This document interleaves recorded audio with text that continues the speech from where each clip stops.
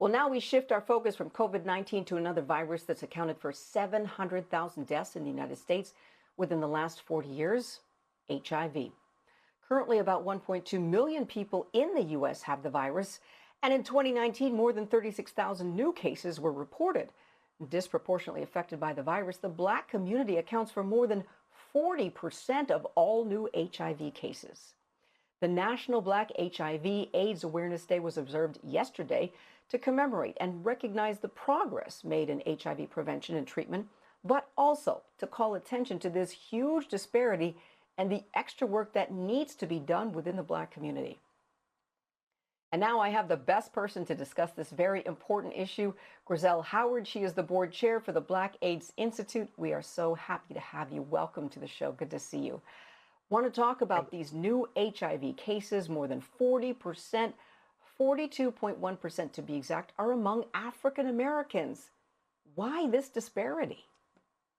This disparity has existed for 40 years. In February 1999, when we started celebrating African American HIV Awareness Day, to 2022, it is the same story, but at the Black AIDS Institute, we're dedicated to ending the epidemic in our community. And what we would submit to you today, on behalf of the Black AIDS Institute and all those living with HIV and affected, that we have to change the narrative.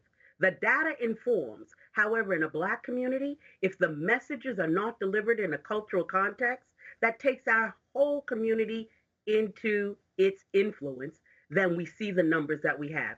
Absolutely, our most vulnerable populations are the ones who are experiencing the worst outcomes, not only in HIV, but also in COVID.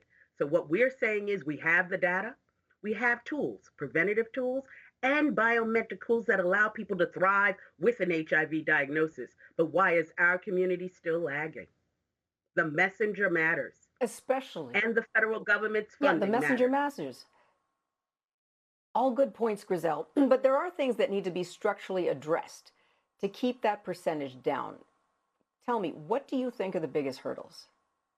The largest hurdles today is that our community is not aware of the advances and the tools available. And the government and our funding has not been targeted to the communities most vulnerable. The biomedical advances for treatment, they exist. We have PrEP, as well as a new injectable coming on to the market. But are our communities the ones that they're designed to market it to, informed about it? When you and I go for our checkups, does our primary care physician encourage us to have an HIV test so we know our status? We've been talking about testing now in America for 2 years on the COVID. I'll submit to you, COVID is HIV for the planet. We do not have stigma with COVID. We have rapid testing. We've had the FDA at its highest level providing authorized use. In the HIV space, we have tools and prevention, but our community is still lagging in knowing about them and accessing them. One thing is access, and another is accessing in a cultural context. So it sounds like you're saying that at some point you have to kind of take things into your own hands. So at an individual level, what are some key actionable items that Black Americans can do to bring that percentage down? That's the best question. Our motto at the Black AIDS Institute is it's our problem, our solution, and our people. So we should know our status. We should be vigilant in every aspect of Black life to commit to removing stigma. And I'm going to put a burden on Black women. We are the burden and the messengers who can remove stigma. If Big Mama, Auntie, and your sister say it is unacceptable to stigmatize persons with HIV, and if we encourage our young men who happen to have sex with men, or even the IV drug user, or the streetwalker, we must remove the stigma of this virus. If we go to our churches... Grazell, you're leaving it up to Black women to bear this burden? Is that what you're doing?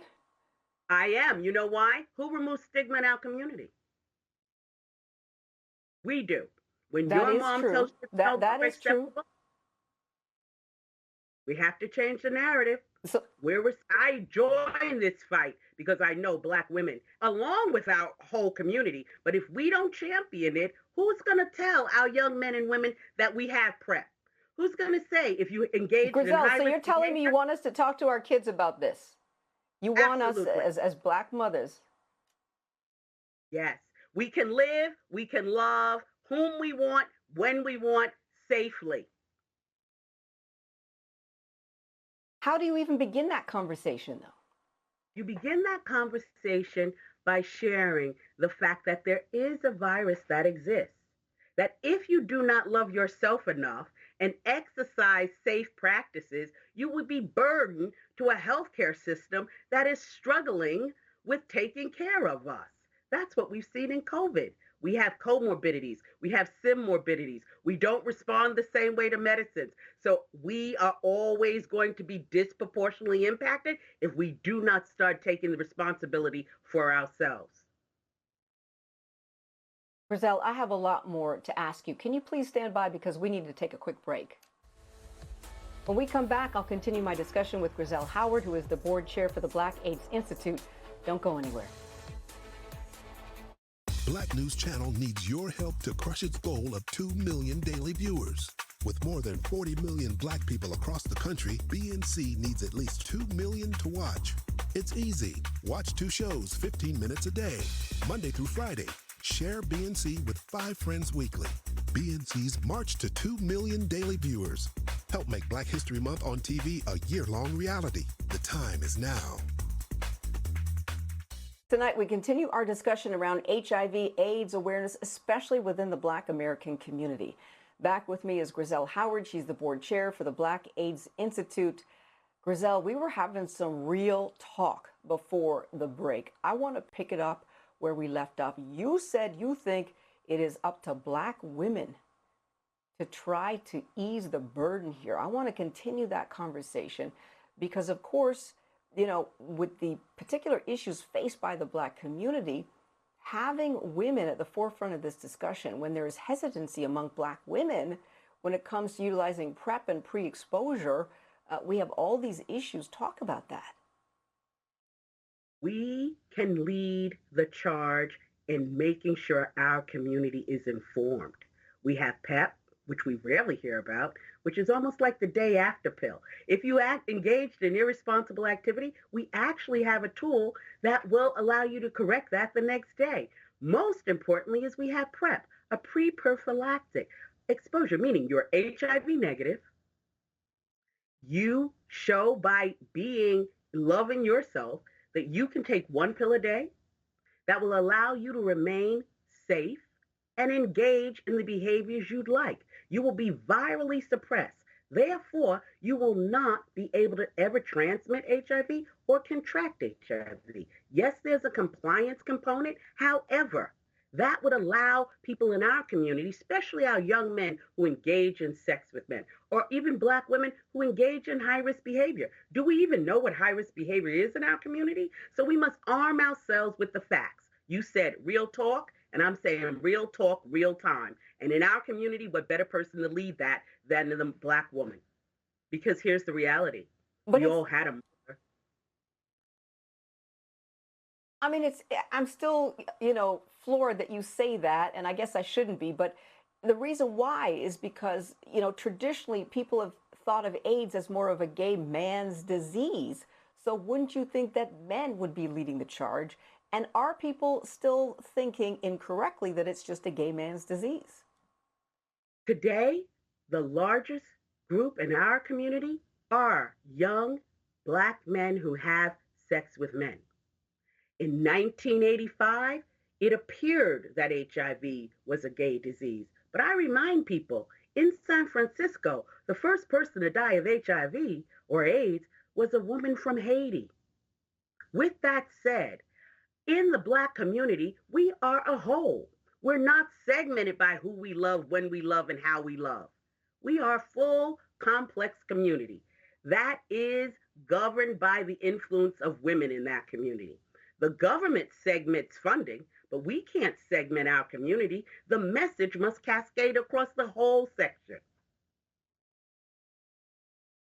But Grazell, a lot of people in the community still think of HIV as if it were an eradicated virus, even though it's still a major health problem, especially within communities of color. Why do you think that there's this perception? People think that we've taken care of HIV. So that's why in Black History Month, we should have Solidarity Month. And that's meaning we have a lot more work to do to let persons know we still have people who show up not only with HIV, but we have persons in our community still dying of AIDS. 2030, let's agree, everyone should know that number. 2030, there will be communities in America that will be virally suppressed. What does that mean? It's a sexy way of saying HIV will no longer be the disease or virus that impacts their community. White men will not have that in their community.